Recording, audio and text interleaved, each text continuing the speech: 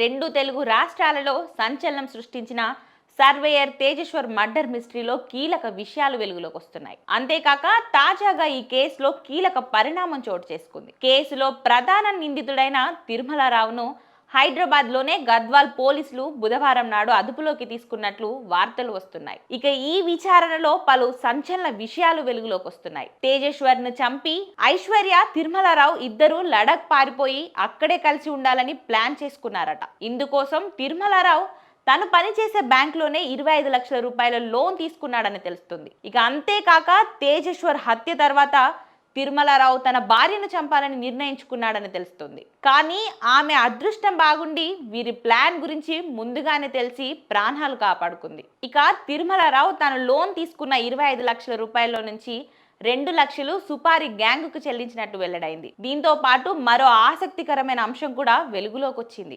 ఐశ్వర్య తన భర్త తేజేశ్వర్ ను మాత్రమే కాక సొంత సోదరుడిని కూడా హత్య చేసినట్లు అనుమానాలు వ్యక్తమవుతున్నాయి. తేజేశ్వర్ తో పెళ్లి కాకముందు నుంచే ఐశ్వర్య తల్లి సుజాతల చేష్టలపై విసుగు చెందిన ఐశ్వర్య సోదరుడు దీనిపై పలుమార్లు వారిని హెచ్చరించాడని నిందితుల బంధువులు తెలుపుతున్నారు. తమ్ముడు తమ పనులకు అడ్డుగా వస్తున్నాడని భావించిన ఐశ్వర్య బ్యాంక్ మేనేజర్ తిరుమలరావుతో కలిసి హత్య చేసి ఉంటుందని అనుమానం వ్యక్తం చేస్తున్నారు. అంతేకాక అతడు అనారోగ్యంతో చనిపోయాడని అప్పట్లో అందరినీ నమ్మించి ఉంటారని అనుమానం వ్యక్తం చేస్తున్నారు. ఇక విచారణలో పోలీసులు దీనిపై కూడా సమాచారం రాబట్టే అవకాశం ఉందని అంటున్నారు. ఇదిలా ఉంటే సర్వేయర్ తేజేశ్వర్ హత్య కేసులో పోలీసులు ఇప్పటికే 8 మందిని అదుపులోకి తీసుకున్నారు. వీరిలో తేజేశ్వర్ భార్య ఐశ్వర్య, ఆమె తల్లి సుజాతతో పాటు హత్య చేసిన సుపారీ గ్యాంగ్ కు చెందిన 3 సభ్యులు, వీళ్లకు సహకరించిన మరో 3 నిందితులు ఉన్నారు. ప్రస్తుతం పోలీసుల అదుపులో వీరందరూ ఉన్నారు.